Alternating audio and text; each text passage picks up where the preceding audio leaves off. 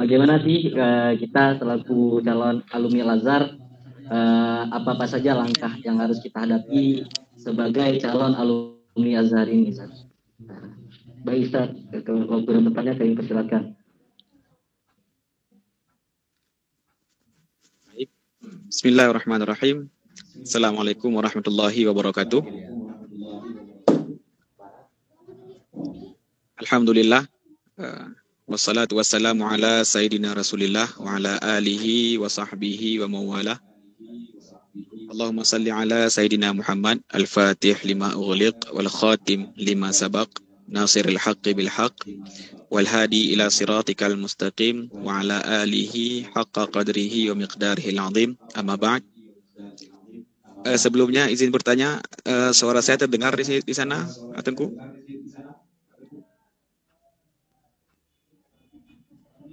Alhamdulillah, Zat. Jelas sekali, Zat. Alhamdulillah, Zat. Jelas sekali, Zat. Baik, segala puji bagi Allah Subhanahu wa taala yang masih memberikan kita kesempatan untuk bersilaturahmi walaupun via Google Meet, tapi insya Allah tidak mengurangi keberkahan silaturahmi antara kita. Kemudian selawat dan salam kepada baginda Nabi Muhammad sallallahu alaihi wasallam yang telah mengajarkan kepada kita indahnya nikmat ukhuwah Islamiyah. Yang saya muliakan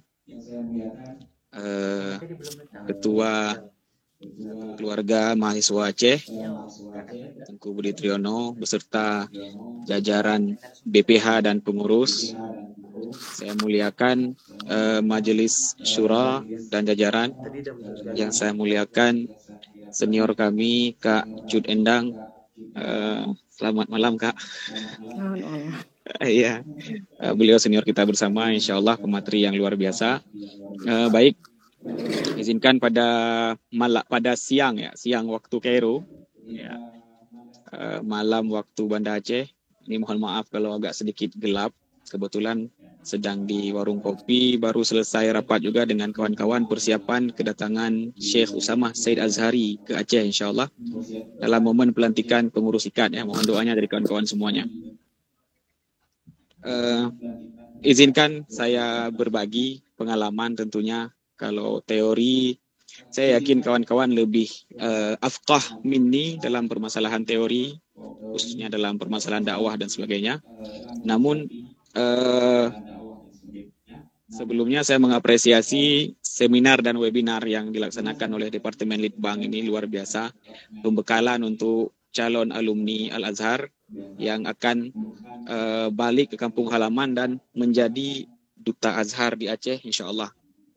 Namun ketika kita berada di daerah kelak, tentunya terdapat banyak tantangan ya. Yang tantangan tersebut kadang-kadang solusinya tidak kita dapatkan di bangku kuliah. Namun pengalaman-pengalaman orang sebelumnya yang telah lebih dahulu berkiprah di negeri tentunya sangat kita butuhkan sebagai bentuk bahan pertimbangan dan solusi bagi kita. Mungkin saya langsung saja mengingat waktu yang singkat dan di sini sudah mulai larut. Ada beberapa tantangan ya, ini menurut perspektif saya bagi seorang alumni, khususnya alumni Timur Tengah atau alumni Al-Azhar ketika berkiprah di Banda Aceh. Tentunya alumni tersebut ketika mereka pulang ke Banda Aceh atau ke Aceh khususnya, ketika kita pulang ke Aceh ke daerah masing-masing, kita menjadi duta daripada Al-Azhar, duta dari kampus kita atau tempat kita belajar ya, menjadi duta. Dan bisa dikatakan kalau dalam sudut pandang Islam, bisa dikatakan kita adalah da'i ya, tentunya dalam bidang masing-masing. Baik dalam, ada yang berdakwah di mimbar menjadi penceramah atau berdakwah dengan tulisan, ada lagi yang berdakwah dengan bisnisnya. Intinya kita semua adalah da'i, namun dengan ruang lingkup yang berbeda ya, dengan posisi yang beda-beda tentunya. Namun perlu kita sadari bahwa yang menjadi sasaran dakwah kita nanti, yang menjadi sasaran alumni Al-Azhar ketika mereka balik ke daerah masing-masing, itu adalah masyarakat yang majemuk. Artinya mereka memiliki pola pikir yang beragam. Dan tentunya kita sudah belajar fikih dakwah di Al-Azhar, dan saya rasa perlu adanya pembekalan fikih dakwah kepada calon-calon alumni. Ada semacam satu seminar yang isinya fikih dakwah. Ini sangat penting saya kira, sehingga nanti kita akan mengetahui teori-teori atau trik-trik bagaimana kita menyebarkan dakwah atau manhaj Al-Azhar ini sehingga tersebar ke seluruh Aceh. Tentunya lagi-lagi yang seperti yang saya katakan dengan porsi masing-masing. Ya, tidak melulu dengan lisan, bisa dengan tulisan atau juga bil arkan ya. Nah, itu yang pertama, bahwasanya masyarakat kita majemuk. Sehingga kita perlu menyiapkan pola dakwah tergantung sasaran dakwah yang akan kita hadapi. Sebagaimana sebuah kabar yang mengatakan kallimin nas ala qadri uqulihim. Kita perlu memperhatikan sasaran dakwah kita. Ya, sekali lagi saya ulangi, ini tentunya dengan porsi masing-masing. Ketika saya berbicara dakwah di sini, bukan berarti harus berceramah atau bagaimana, tapi bisa melalui tulisan atau bisa melalui, kalau minatnya ke pengusaha, bisa melalui usahanya, dia berdakwah melalui usahanya. Oke. Kemudian kita belajar lama di Timur Tengah, kita belajar lama di luar negeri. Tentunya kita sudah lama meninggalkan kampung halaman, yang mana setiap harinya kondisi sosial masyarakat kita terus berkembang, terus berubah. Yang terkadang ketika kita pulang, kita masih membawa konsep lama.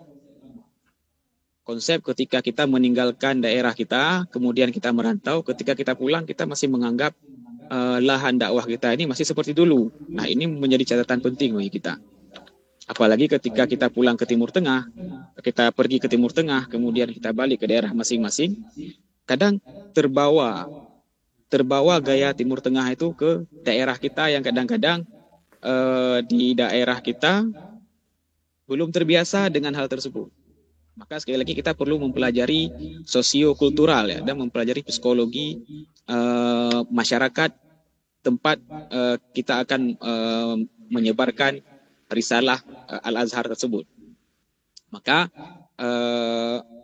lama kita di luar negeri tidak menjamin kita mampu membaca kondisi masyarakat dengan baik. Dan tentunya ini perlu proses. Ya. Kemudian memang kita harus mengetahui segala hal semampu kita. Tapi tidak semua hal yang kita ketahui perlu disampaikan kepada masyarakat. Terkadang ada yang merasa mengetahui banyak hal, tapi karena kurang memahami kondisi masyarakat, kurang memahami kondisi sosiokultural, sehingga apa yang dia ketahui, apa yang dia pelajari semua disampaikan tanpa memperhatikan aspek sosial, tanpa memperhatikan kearifan lokal. Nah, sehingga ini yang menjadi blunder bagi seorang pendakwah sendiri.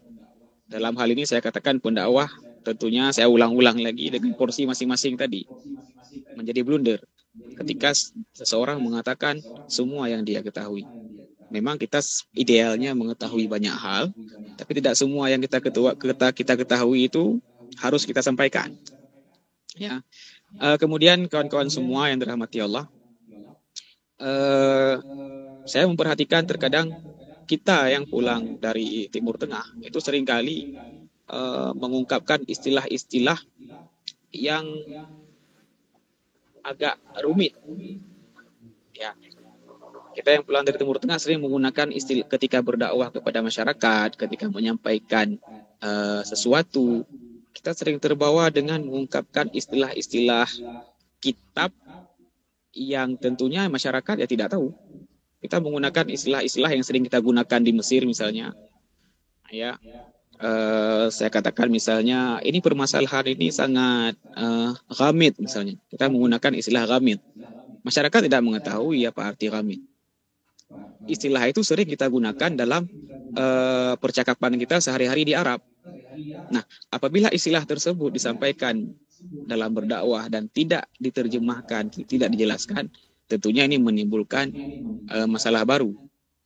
Ya, menurut saya seorang dai yang baik itu yang mampu memudahkan hal-hal yang sulit, bukan malah mempersulit hal-hal yang mudah. Terlalu banyak menggunakan istilah kepada masyarakat awam, baik itu istilah Arab ataupun istilah Barat, ya, kita menggunakan bahasa isasi itu kepada masyarakat awam. Tentunya itu akan lebih membuat mereka mengernyitkan dahi, tidak paham. Maka perlu kita mempelajari bagaimana kalimin nas ala qadri uqulihim itu sangat penting. Ya. Kemudian ketika kita berada di daerah masing-masing, tentunya kita akan memiliki teman dakwah yang banyak dan dari berbagai macam latar belakang. Tidak hanya Timur Tengah, kita akan memiliki teman dakwah dari tempat-tempat lain, dari pesantren terpadu, pesantren tradisional, kemudian dari kampus-kampus. Ini teman dakwah kita. Nah, banyaknya teman kita dalam menyampaikan sesuatu ilmu atau menyampaikan manhaj atau berdakwah, tentunya ini berpotensi terjadi gesekan. Nah, ini yang perlu kita sikapi dengan bijak. Gesekan-gesekan dengan yang seharusnya menjadi teman dakwah kita, dan potensi bersaing. Ya. Nah, ini juga ada. Tentunya ini perlu kita sikapi dengan bijak. Ilmu-ilmu akhlak, ilmu-ilmu etika yang kita pelajari di Al-Azhar, tasawuf, yang sudah teorinya kita kaji dengan sangat mendalam. Nah, ketika tiba di daerah masing-masing, nah ini menjadi tantangan kepada kita. Apakah teori-teori tadi hanya kita pelajari sebagai teori saja? Tapi pengaplikasiannya tentunya ketika kita berada di daerah masing-masing.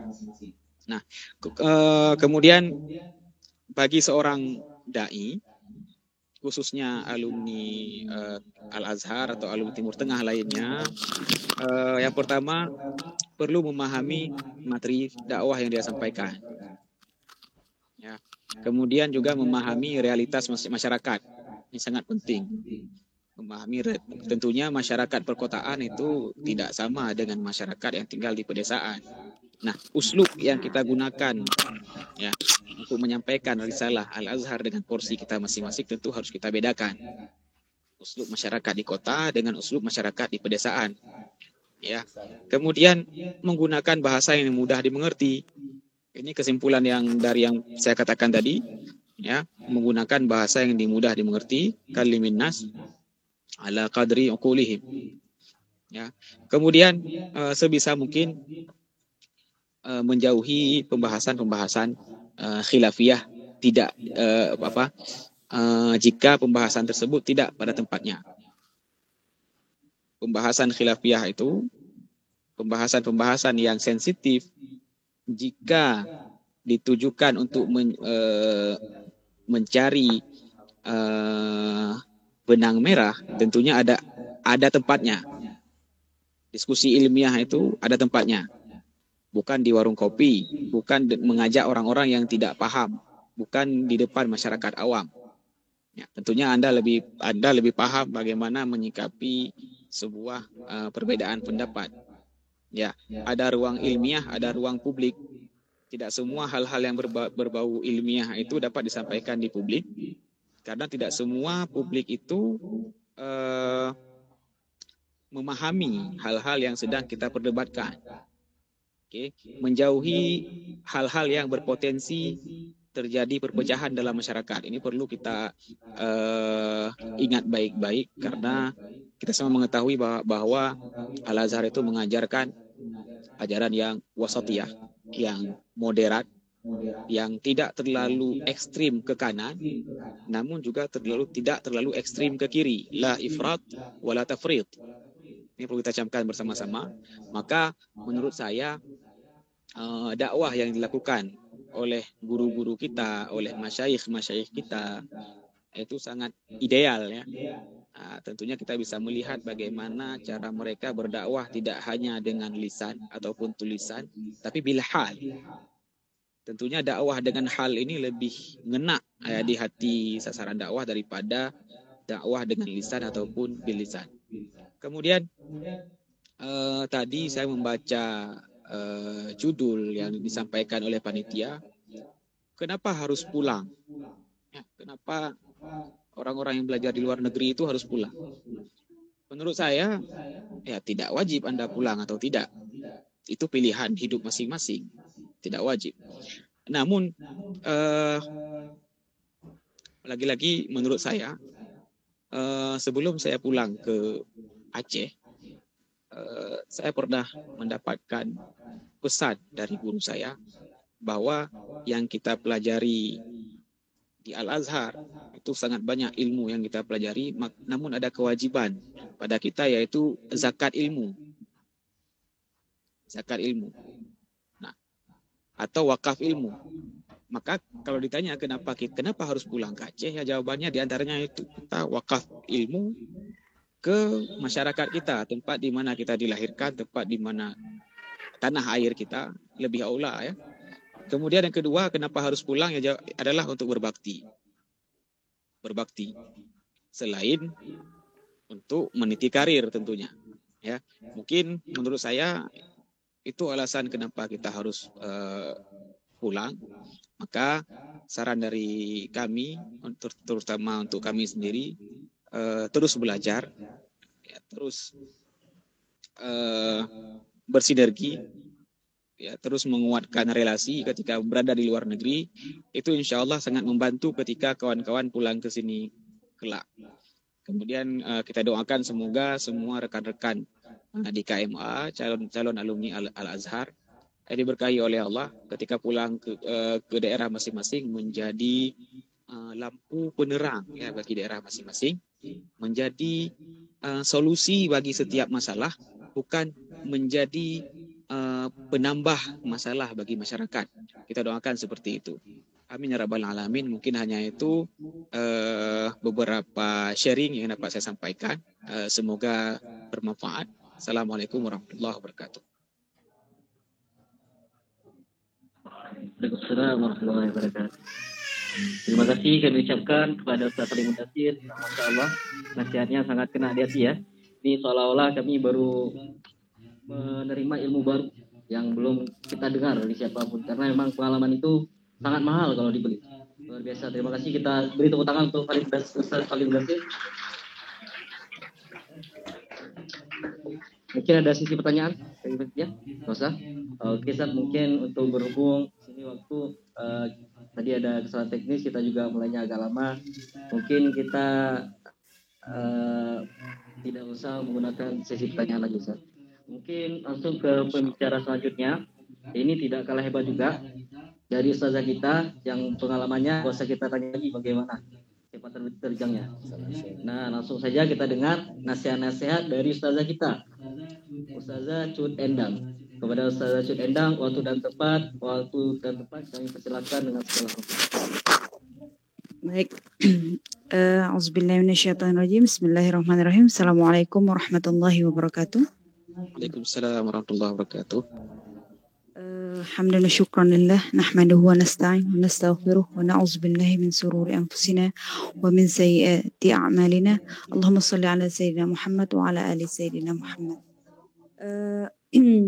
Suara saya kedengaran jelas? Alhamdulillah Ustazah, jelas. Alhamdulillah jelas. Mudah-mudahan ibu-ibu yang di belakang sana ataupun yang mendengarkan secara online juga mendengar jelas.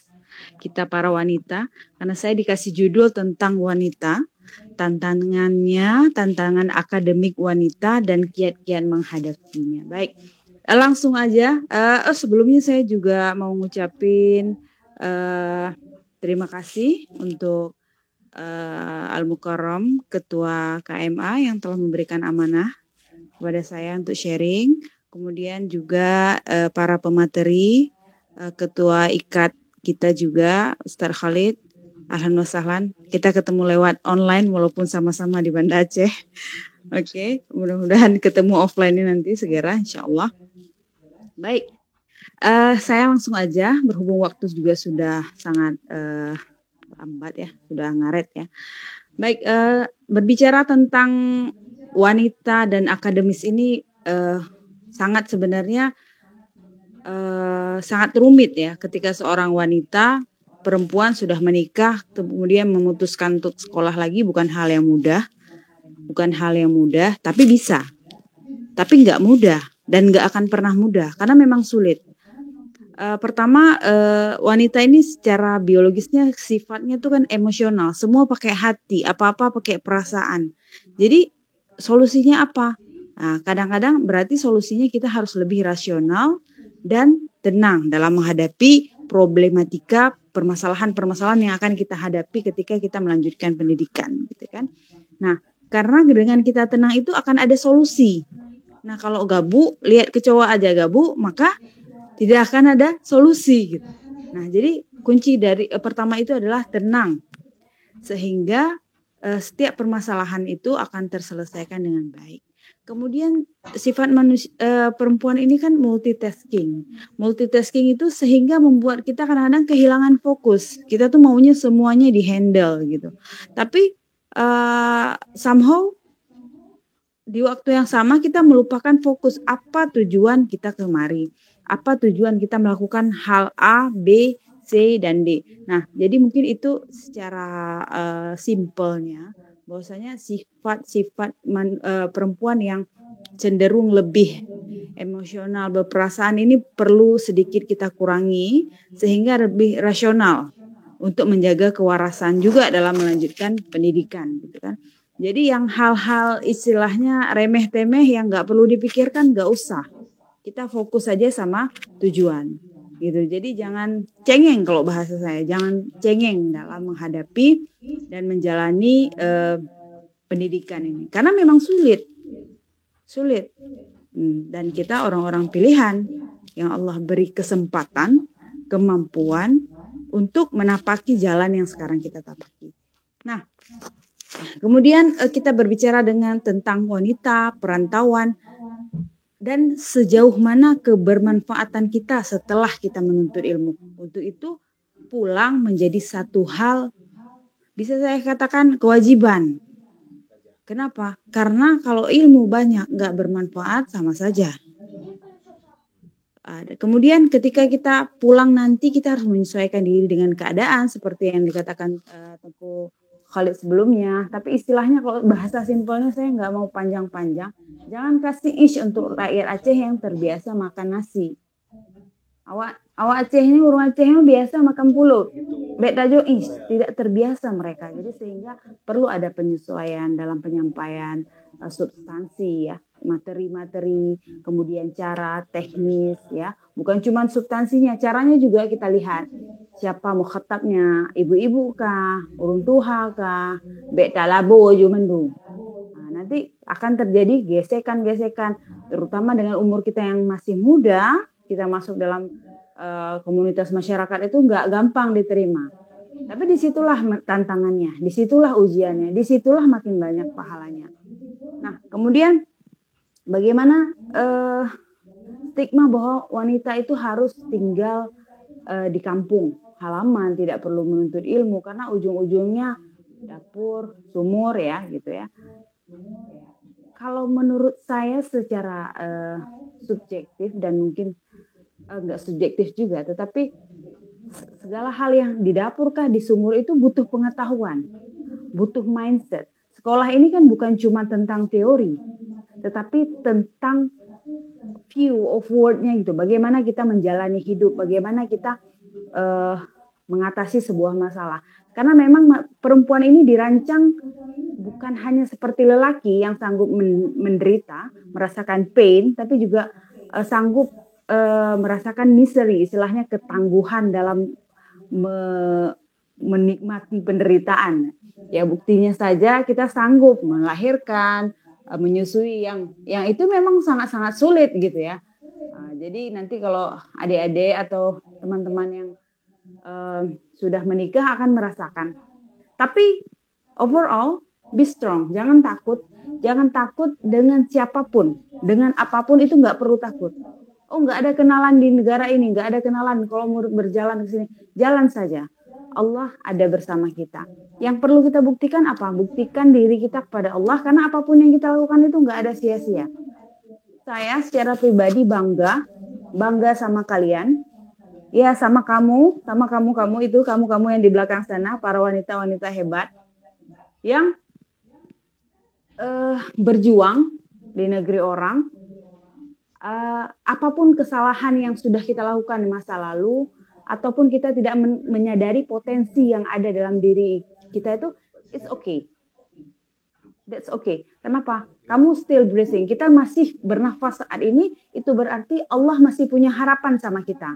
Kalau seandainya sebab itu sudah tidak ada, tentu kita tidak lagi bernafas.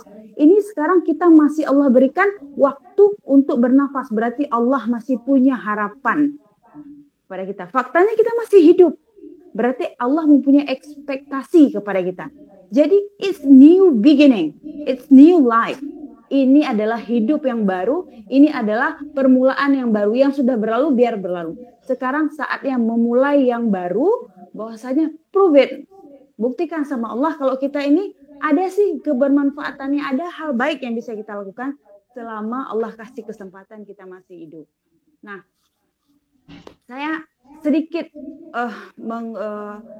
mengkerucutkan bahwasanya kalau ada istilah beda kawan tuh beda nasib.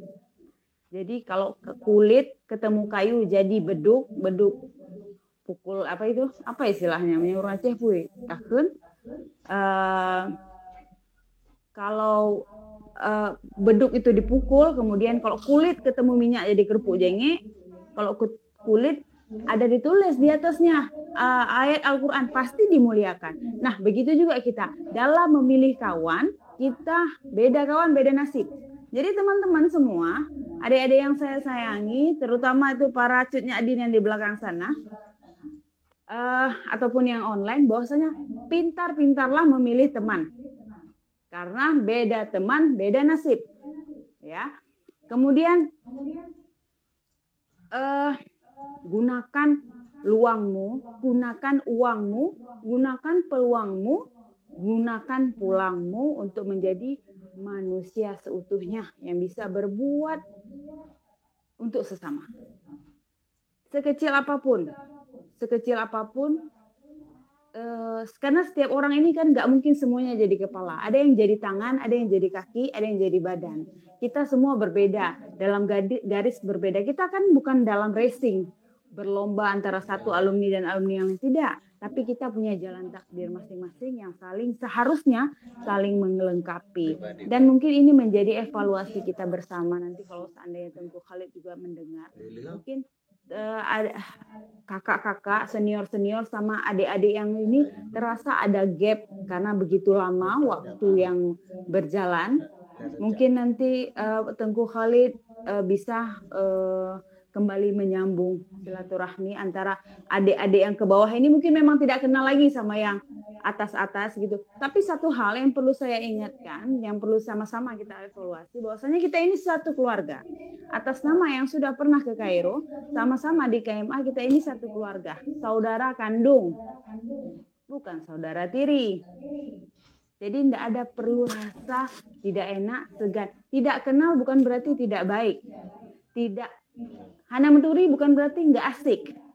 Bisa jadi lebih asik. Cuman umur itu kan hanya masalah angka saja. Masalah waktu saja. Tapi kita merasakan hal yang sama. Kehidupan yang sama. Sama-sama pernah sekolah di sana. Tentunya rasanya juga sama. Dan saya yakin kalau seandainya kita semua berkolaborasi. Kompak di sini.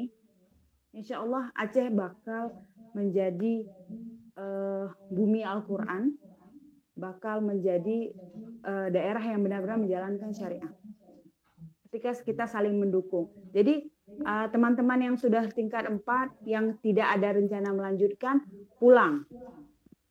Anda sangat berarti di sini. Jangan tunggu dicari, tapi mencari di mana peluang dakwah itu, di mana lahan kita untuk mencari pahala, untuk menambah mizan hasanah kita. Nah, jadi terutama yang wanita memang istilahnya meseke ya, ustazah di sini meseke. Jadi memang sulit sekali, apa-apa sangat dibutuhkan.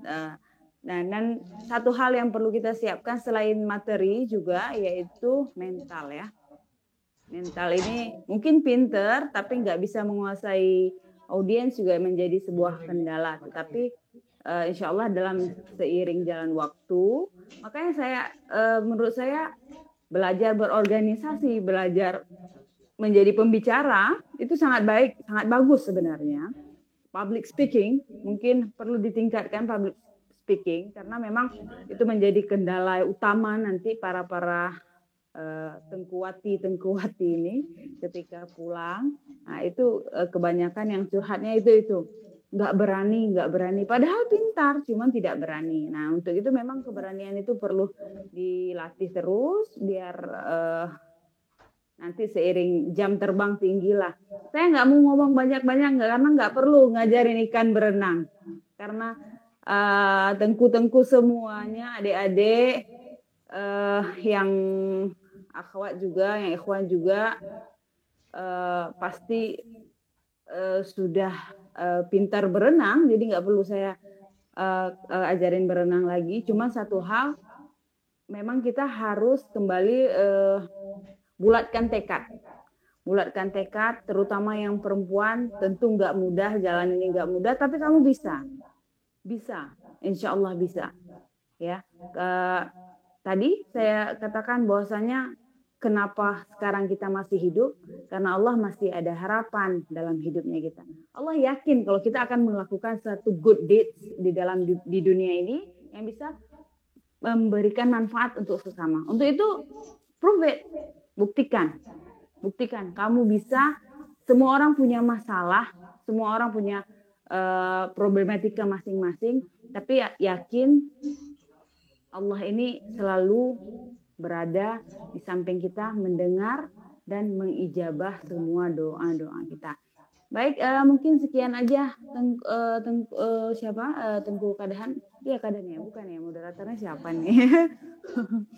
Ya, karena lebih gimana? Suaranya putus-putus, Malis. Halo, ya? Baik. Afwan nih, Ana karena udah putus-putus jadi baik. Mungkin sekian aja karena waktu juga sudah larut gitu ya. Mudah-mudahan bermanfaat. Intinya tetap semangat, keep strong yang para akhwatnya. Kita bisa, insya Allah pasti bisa karena Allah sudah memilih jalannya. Dan Allah akan memudah jalan. Jadi pikir aja yang sanggup kita pikir. Yang nggak sanggup biar Allah yang pikir gitu ya.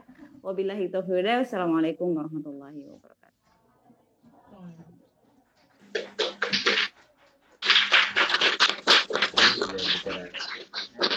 Satu lagi nih Bang, istri. Insyaallah luar biasa. Terima kasih kita ucapkan kepada Ustazah Intang. Ini sarannya sangat luar biasa Ustazah. Nasihat-nasihatnya sangat luar biasa Ustazah. Bukan cuma wanita aja yang jadi semangat, saya juga lelaki juga banyak dapat pegangan dari Ustazah. Ya. Itu informasi juga Ustazah, nama saya Imam Mufti Ustazah. Mohon maaf. Oh iya. Belum sempat memperkenalkan di awal tadi Ustazah. Sri gitu. Oh iya, Masya Allah. Jadi ini nama saya memang Imam Mufti Ustazah. faktor koneksi jadi sedikit bermasalah, Malis. Ya, Tengku Mufti. Tapi juga nggak mau perkenalkan di awal juga tadi Ustazah. Terima kasih juga Ustazah Cut yang sudah meluangkan waktunya dari kesibukannya bisa meluangkan waktu